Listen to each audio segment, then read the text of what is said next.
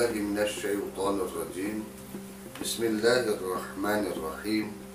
السلام عليكم ورحمة الله وبركاته. بسم الله الحمد لله والصلاة والسلام على رسول الله وعلى آله وصحبه ومن والاه. Amma ba'du. Segala puji kehadirat Allah yang Maha Tunggal, Maha Qudrat, Maha Iradat, Maha Ilmu, dan Maha dalam segala hal. Allah pemberi, pencipta, dan pengatur alam semesta. Allah menciptakan kehidupan dan kematian semata-mata untuk menguji di antara kita siapakah yang paling baik amalnya. Oleh karenanya, dengan memanjatkan puji syukur ini, semoga Allah perbaiki kita, Allah tambahkan keimanan dan keyakinan serta makrifat kita padanya. Sholawat salam semoga senantiasa terlimpah tercurahkan kepada baginda alam semesta, penghulu semua rasul, yang menjadi terakhir bagi para nabi, nabi kita Nabi besar Muhammad sallallahu alaihi wasallam, kepada keluarga dan sahabatnya, kepada tabi'in, dan kepada segenap umatnya, mudah-mudahan termasuk kita di dalamnya. Sahabat Hamzah Channel dimanapun berada, insya Allah pada kesempatan video kali ini saya ingin membahas satu persatu tentang aqaidah iman, tentang akidah, ikatan orang muslim yang hatinya tertambat, terikat kuat dengan Allah Subhanahu wa Ta'ala, dan ini adalah berkaitan dengan kewajiban iman.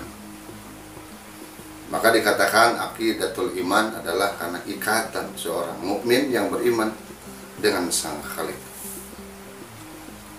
Sebagaimana dikatakan dalam syarah Nazam, ulama mengatakan awal wajibin 'alal insani ma'rifatul ilahi bistiqani. Awalu wajibin adalah urusan yang paling dahulu, yang paling utama, yang paling pertama, ala insani, bagi seluruh manusia, ma'rifatul ilahi, ma'rifat atau mengenal Allah, bistiqani, dengan dalil-dalil atau dengan keyakinan-keyakinan yang ditunjang oleh dalil. Yang inilah kewajiban yang seyogianya menjadi dasar, pondasi usuluddin, asal pokok agama kita, yakni mengenal Allah jauh sebelum kita melakukan segala hal. Karena bila kita sudah mengenal Allah dalam segala hal, maka niscaya perbuatan kita akan semakin dan akan merasa terikat kuat dengannya. Jadi ibadahnya bukan hanya sekedar rutinitas ritual saja, tapi ibadahnya adalah kebutuhan seorang makhluk kepada Khalik, yakni penghambaan seorang manusia kepada Allah Subhanahu wa Ta'ala, di mana posisinya benar-benar merasakan diri sebagai hamba dan Allah, Rabb alam semesta. Kita buka dan bahas bersama-sama kitab yang menjadi favorit bagi kalangan santriwan dan santriwati di pondok pesantren manapun. Ketika masuk ke pondok pesantren, maka akidah dan dasar-dasar pokok keyakinan yang akan diberikan oleh gurunya adalah kitab Tijanud Darori. Kitab Tijanud Darori ini adalah karangan Syekh Ibrahim Al-Bajuri, matanya, lalu syarahnya dikarang oleh ulama kita, ulama tanah Jawa, Syekh Nawawi Al-Bantani, sebagai pendidikan dasar, pendidikan akidah Ahlus Sunnah wal Jamaah yang tentu bermadhab kepada Imam Abu Hasan Al-Asy'ari dan Imam Abu Mansur Al-Maturidi. Kenapa saya terutamakan bahasan ini? Karena sering terulang ucapan yang seolah-olah ini ada benar dan hampir rata-rata menjadi kacapangan, kalau kata Sunda menjadi ucapan yang standar dan biasa diungkapkan oleh seorang muslim sekalipun. Seperti mengucapkan, ya saya kalau tidak jualan nggak makan, saya kalau tidak kerja ya nggak bisa hidup, saya kalau nggak ada kegiatan, nggak ada usaha, nggak ada dagang seperti ini, tidak bisa ngasih anak istri. Seolah-olah ucapan ini benar dan kelihatan sangat lazim. Padahal kalau itu bukan hanya sekedar ucapan dan itu menancap dalam sebuah keyakinan, itu nyata-nyata adalah pekerjaan atau akidahnya orang-orang Mu'tazilah. Orang-orang yang bersandar penuh kepada kekuatan sebab, kepada kekuatan asbab. Nah, lalu ada lagi orang yang mengatakan, ya segala sesuatu gimana Allah saja, apa sih yang tidak buatnya. Jadi usaha nggak usah melakukan apa-apa. Kita diam saja, Allah sudah memberikan segalanya.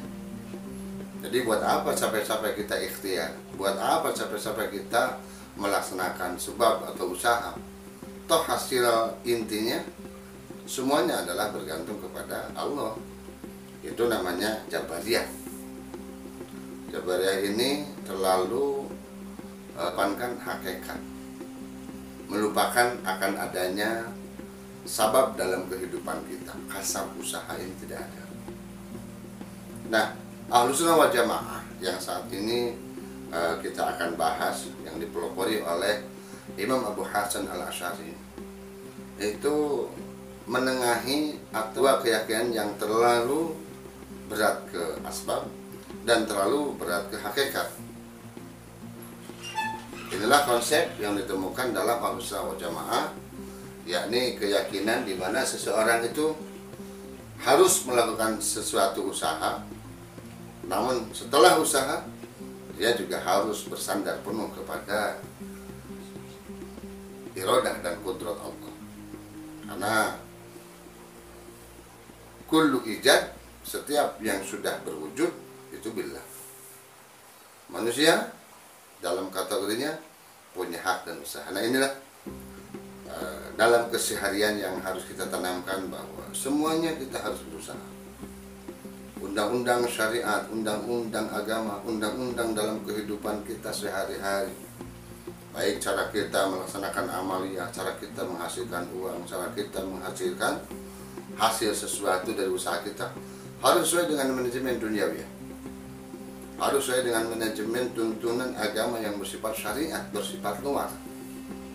Namun hakikatnya seorang mukmin yang sudah berikat kuat hatinya dengan Allah, dia harus punya kekuatan mutlak, bahwa semua kekuatan, semua kehendak, semua kudrat adalah Allah Subhanahu wa Ta'ala pula yang memiliki. Perpaduan inilah yang akan kita bahas dan kita kembangkan nanti dalam kajian setiap session bahasan kita di sini, yakni aqaidul iman, ikatan-ikatan batin seorang mukmin yang beriman kepada Allah, di mana melahirkan konsep khamsina mu'taqad, 50 dasar-dasar sifat yang wajib diketahui dan diyakini serta dipahami. Dalilnya ada dua, baik tafsiri maupun ijmali. Oleh karena itu, kita sama-sama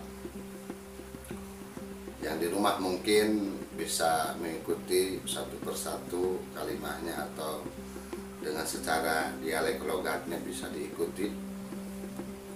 Alatnya ala pesantren, dengan mengharap pertolongan dan mengharap semata-mata hidayah Allah, kita akan memulai kajian kitabnya dengan mengucapkan Bismillahirrahmanirrahim. Bismillahi bermula dengan menyebut nama Allah. Ar-Rahmani yang pemberikan nikmat besar di dunia.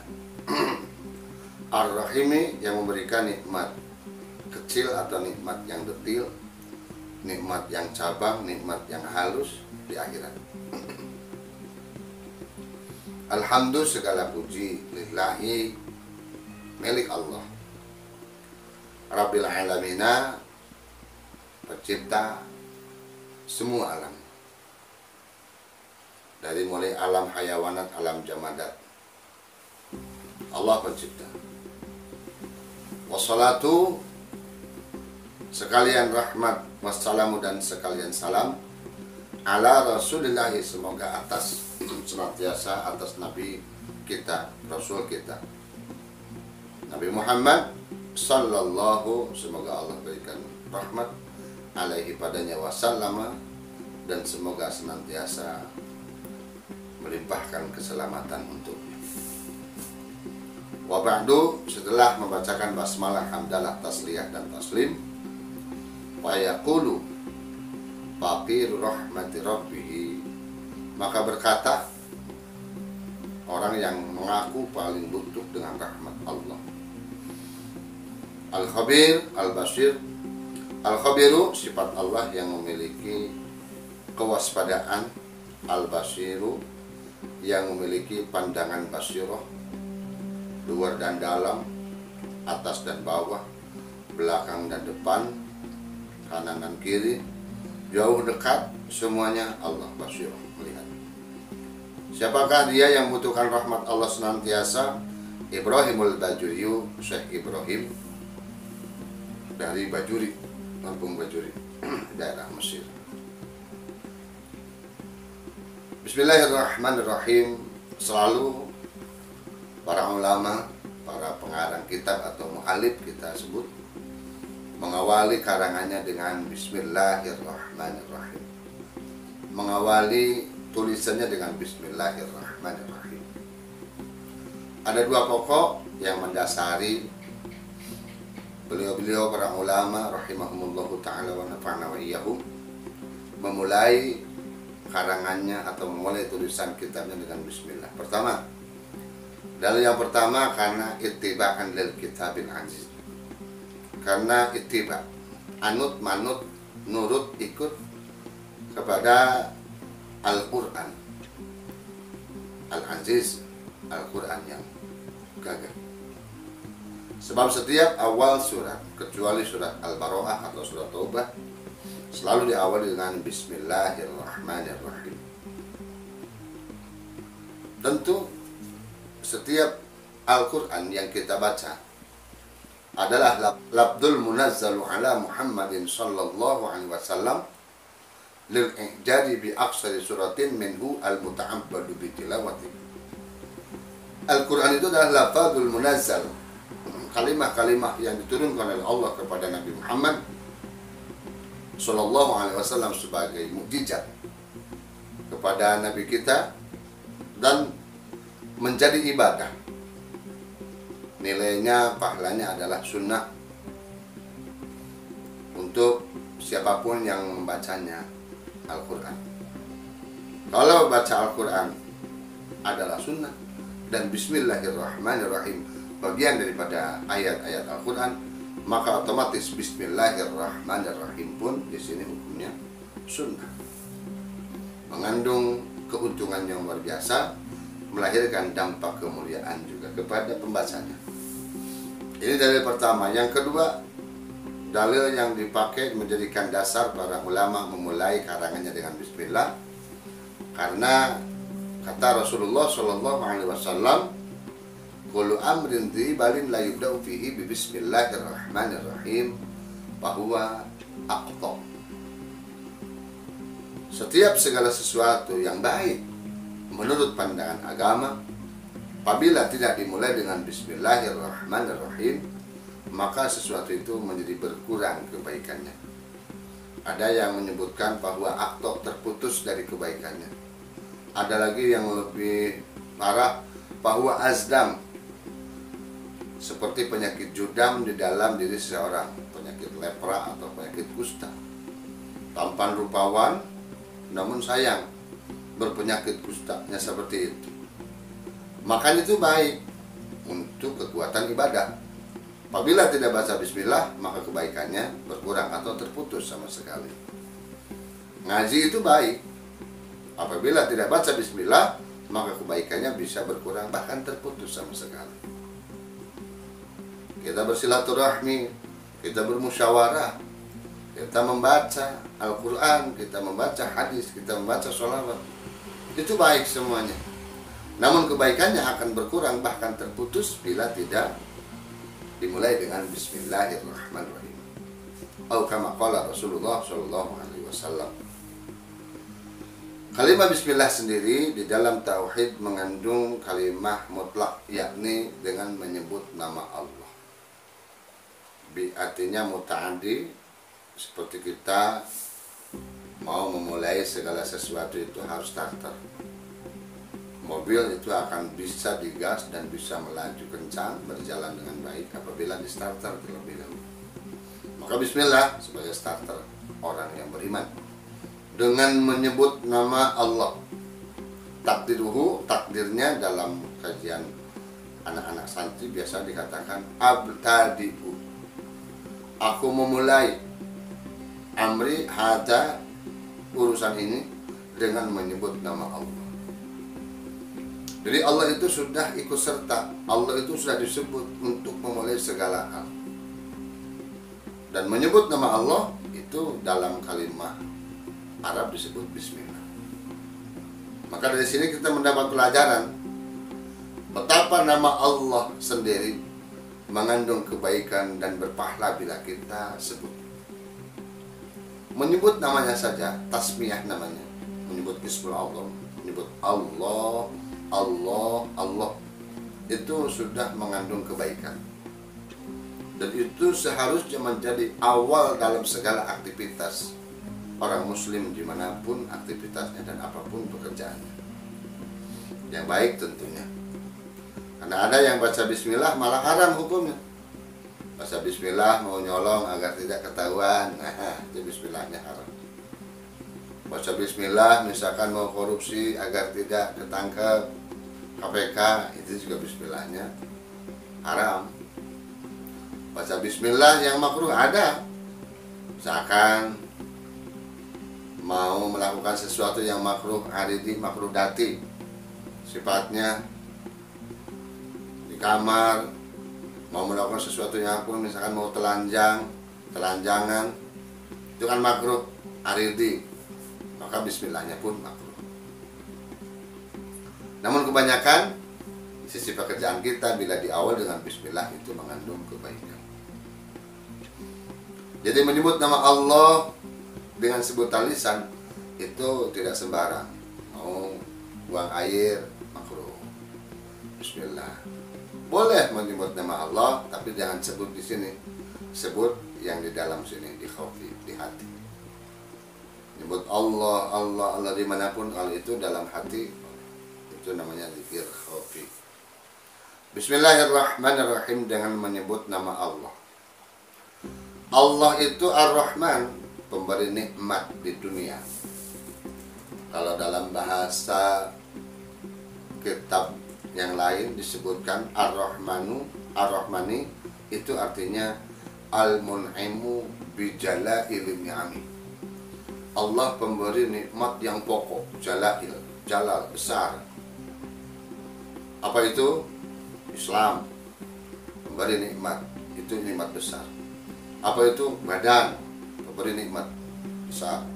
Apalagi itu? Harta, nikmat besar, nikmat pokok. Sehat, nikmat pokok, pokok itu besar maksudnya. Tangan, nikmat pokok. Nafas, nikmat pokok. Pandangan, mata, nikmat pokok.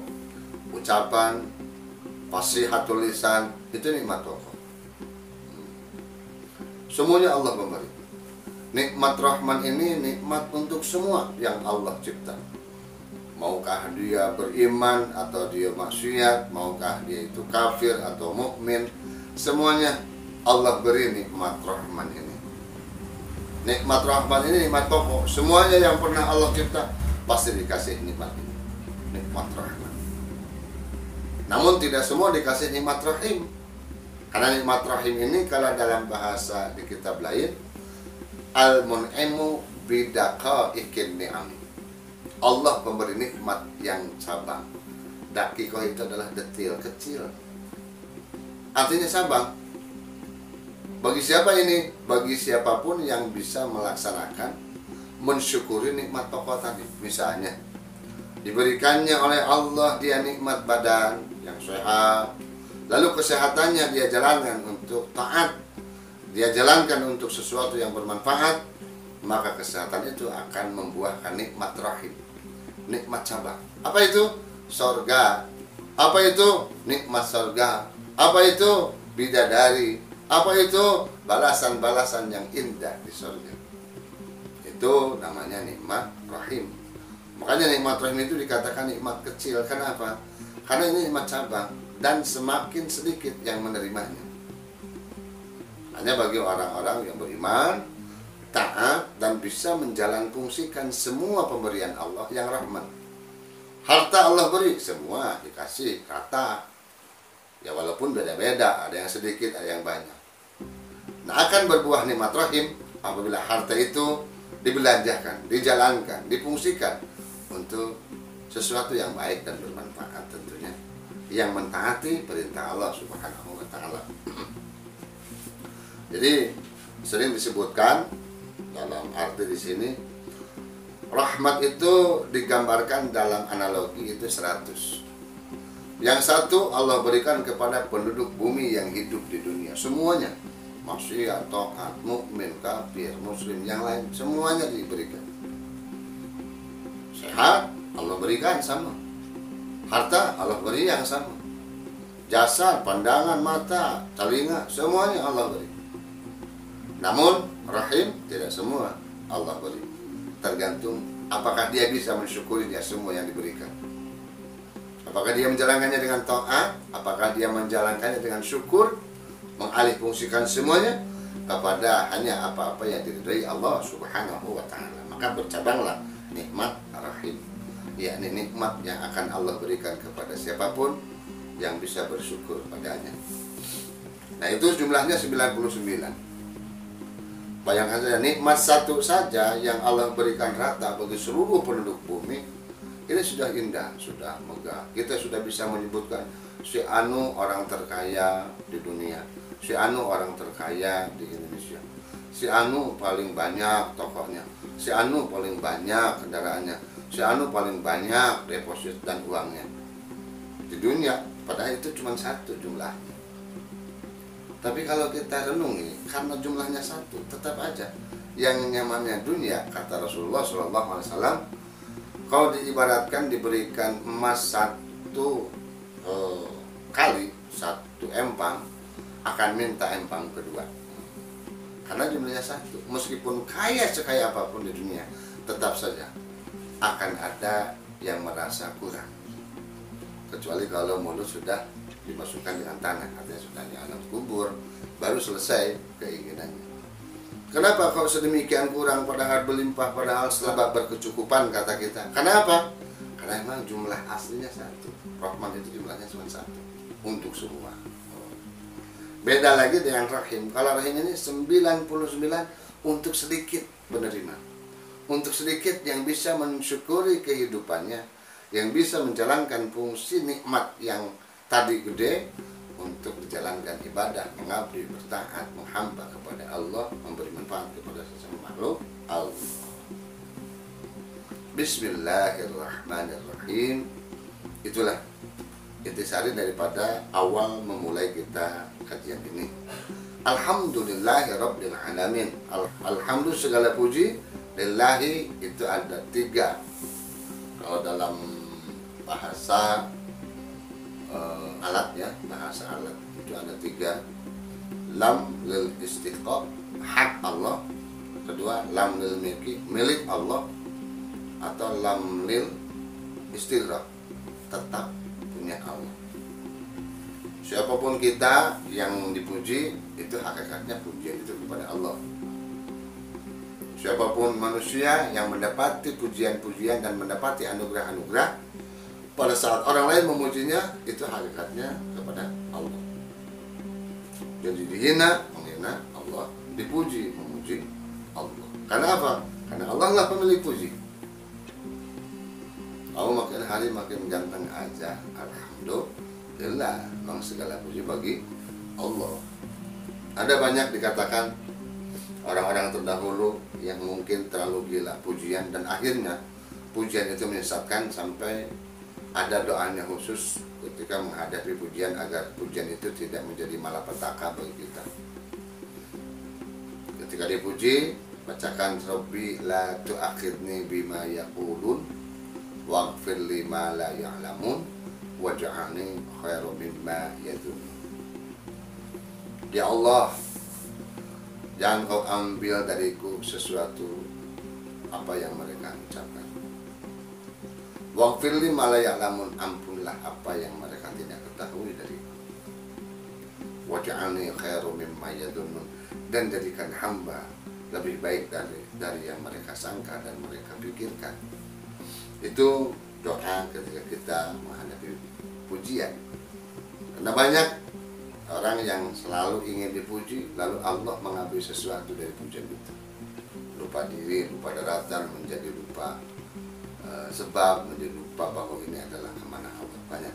Dan itu menjadikan dia sombong dan lupa. Oleh karenanya di sini ditegaskan alhamdulillah, segala puji apapun.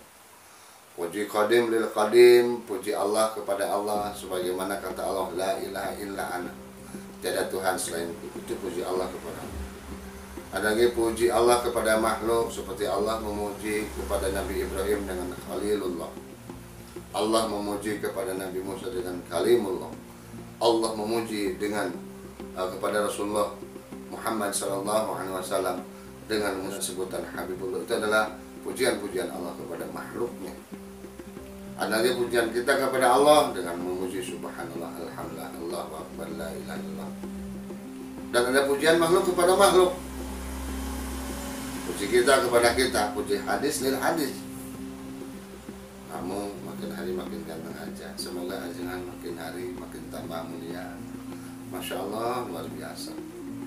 Perlu kita apresiasi, perlu kita puji, perlu kita hargai. Tapi jangan lupa, penghargaan dan pujian, apresiasi kembali semuanya mutlak lillahi rabbil alamin. Kenapa pujian itu hanya milik Allah? Bukankah setiap kita juga dipuji? Boleh-boleh saja. Iya, tapi milik Allah. Kenapa? Rabbul alamin. Karena Allah lah pencipta, pemilik dan semua dari apa yang ada di alam raya ini. Wassalatu, salawat, wassalamu dan selamat ala Rasulillahi, kepada utusan Allah. Salawat dan salam senantiasa dilimpahkan kepada Kanjeng Nabi Muhammad Sallallahu Alaihi Wasallam. Salawat ini adalah bentuk doa dari bawah ke atas. Adapun Allah dicontohkan, dikatakan dalam Quran, innallaha wa malaikatahu yusholluna 'alan nabi. Allah dan para malaikatnya bersolawat karena rahmat, karena kasih sayang, karena bentuk kasih sayang Allah kepada Kanjeng Nabi Muhammad. Para malaikat tanda hormat kepada Nabi Muhammad karena Allah mencontohkan, maka otomatis para malaikat menjadikan itu sebagai perintah dan titah dari Allah. Sementara kita bersolawat adalah doa, pengharapan agar Allah Subhanahu wa Ta'ala senantiasa menjadikan kita menjadi orang yang senang bersolawat, dan solawat itu akan melahirkan syafaat, dan kita berharap syafaat dari Kanjeng Nabi Muhammad Sallallahu Alaihi Wasallam. Wa ba'du fayaqulu faqir rahmati rabbi. Adapun bahasan-bahasan seputar di kitab ini adalah seputar tauhid. Apa itu tauhid? Tauhid adalah radul ma'budi bihaqqin. Tauhid adalah iprodu mengesahkan al-ma'budi kepada yang disembah bihaqqin dengan hak, benar. Banyak yang menyembah-nyembah kepada yang tidak benar, mungkin banyak. Tanpa sadar kita pun kadang-kadang menyembah posisi, menyembah jabatan, menyembah uang, menyembah kedudukan, menyembah harta, menyembah perempuan, atau kadang-kadang menyembah orang yang kita kagumi. Wah. Maka di dalam hal ini harus dijelaskan kewajiban kita bertauhid. Tauhid adalah ifradul ma'budi bihaqqin, hanya mengesahkan Allah yang disembah bihaqqin, dengan benar. Itu tauhid. Ada beberapa cara untuk menggapai tauhid. Para ulama, para aulia, para nabi tentu tidak membutuhkan banyak proses untuk tauhid. Rasulullah Shallallahu Alaihi Wasallam diajarkan oleh malaikat Jibril langsung bertauhid kepada Allah. Para nabi sebelumnya, sampai Nabi Ibrahim alaihissalam 80 tahun diajarkan untuk bertauhid kepada Allah langsung oleh Allah. Ada yang bertauhid dengan langsung sendiri, dibuka hijab oleh Allah, sehingga orang itu tanpa proses belajar, tanpa proses mencari ilmunya, itu sudah paham langsung tauhid. Dan bagi kita umat Nabi Muhammad SAW, pada saat kita harus dan wajib bertauhid, maka ada ilmunya, ada cara, ada metodenya, ada pemahaman. Ini salah satunya yang disebut dengan ilmu tauhid. Apa ilmu tauhid? Adalah ilmun qawaidid diniyati al-adillatil yaqiniyah, bersifat akidah, bersifat keharusan seorang manusia terikat kuat dengan Rabb-nya, ad-diniyati yang bersifat agama. Karena ada akidah yang bukan sifat agama, seperti kita meyakini adanya cabai pedas, meyakini adanya gula itu pasti manis, meyakini adanya kalau udara itu pasti bisa bernapas, meyakini adanya kalau es itu pasti dingin. Itu sudah nempel di hati, sudah tidak bisa dirubah lagi. Tapi itu keyakinan yang tidak wajib, karena bukan diniyah. Tapi kalau kita meyakini adanya Allah, meyakini kudrat dan iradahnya Allah, itu namanya ad-diniyah, wajib menurut agama. Tapi juga tidak semerampangan, tidak hanya sekedar meyakini lalu ikut membabi buta tanpa dalil dan dasar yang jelas. Kata ulama disebutkan tadi, ilmun qawaidid diniyati al-adillati, yang keluar daripada dalil, daripada bukti-bukti, baik dari akli, dari akal maupun nakli, dari Quran, al-yakiniyati, tidak ragu, harus yakin. Kalau seorang sudah yakin, berpedoman kepada tauhid ma'rifat secara benar, maka segala sesuatu aspek sepak terjangnya akan dibenarkan oleh ma'rifat, iman gitu. Iman menjadi dasar. Iman itu menjadi dasar utama keabsahan seseorang dalam beramal. Sahabatku dan ayah bunda serta seluruh sahabat Hamzah Channel dimanapun berada, jadi tauhid ada dua cara. Ada yang langsung dibuka hijabnya oleh Allah, seperti para nabi, mereka tidak butuh ngaji, mereka tidak butuh belajar khusus ilmunya tauhid. Tapi kalau kita wajib mempelajari tauhid dengan ilmunya yang benar. Apa ilmu tauhid? Ilmun qawaidid diniyatil adillatil yaqiniyah. Jadi kita akan membahas sebuah ilmu yang dengan ilmu itu kita mengenai Allah, kita meyakininya, dan keyakinan itu diperintahkan oleh agama, keyakinan itu diwajibkan oleh agama, dan keluar atau bersumber daripada dalil-dalil yang bagus, dalil-dalil yang kuat, baik akli maupun nakli, serta bersifat dengan yakin. Kenapa yakin? Imam Ghazali dalam kitabnya mengatakan, wa'bud rabbaka hatta ya'tiyakal yaqin. Ibadahlah, sembahlah Allah dimanapun berada sampai datang kepadamu keyakinan. Apa yakin itu? Yakin adalah kematian, dan kematian itu adalah sesuatu yang harus diyakini. Anda mau tidak mau, kullu nafsin dha'iqatul maut.